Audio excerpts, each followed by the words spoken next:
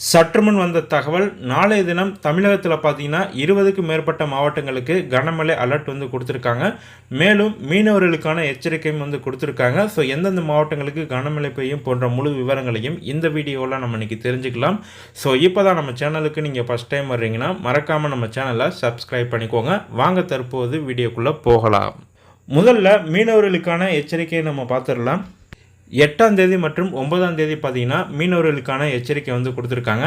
8ஆம் தேதி பார்த்தீங்கன்னா தென்கிழக்கு வங்கக்கடலின் வடமேற்கு பகுதிகளில் சூறாவளி காற்று மணிக்கு 45 முதல் 55 கிலோமீட்டர் வேகத்திலும் இடையிடையே 65 கிலோமீட்டர் வேகத்திலும் வீசக்கூடும் என்பதாலும், மேலும் 9ஆம் தேதி பார்த்தீங்கன்னா தெற்கு வங்கக்கடலின் மத்திய பகுதிகள் மற்றும் அத்தனை ஒட்டிய மத்திய மேற்கு வங்கக்கடல் பகுதிகளில் சூறாவளி காற்று மணிக்கு 45 முதல் 55 கிலோமீட்டர் வேகத்திலும் இடையிடையே 65 கிலோமீட்டர் வேகத்திலும் வீசக்கூடும் என்பதாலும், ஸோ இந்த 2 நாட்கள் மீனவர்கள் இப்பகுதிகளுக்கு செல்ல வேண்டாம் என்று அறிவுறுத்தப்படுகிறார்கள்.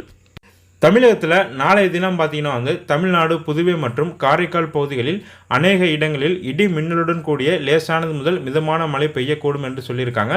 மேலும் எந்தெந்த மாவட்டங்களுக்கு ரெயின் அலர்ட் கொடுத்துருக்காங்க பார்த்தீங்கன்னா செங்கல்பட்டு, கடலூர், விழுப்புரம், தஞ்சாவூர், திருவாரூர், நாகப்பட்டினம், மயிலாடுதுறை, புதுக்கோட்டை, தேனி, திண்டுக்கல், தென்காசி, திருநெல்வேலி, கன்னியாகுமரி, மதுரை, விருதுநகர், சிவகங்கை, தூத்துக்குடி, ராமநாதபுரம் மாவட்டங்கள் மற்றும் புதுச்சேரி, காரைக்கால் பகுதிகளில் ஓரிரு இடங்களில் கனமழை பெய்ய வாய்ப்புள்ளதாக வானிலை ஆய்வு மையம் தகவல் தெரிவித்துள்ளது.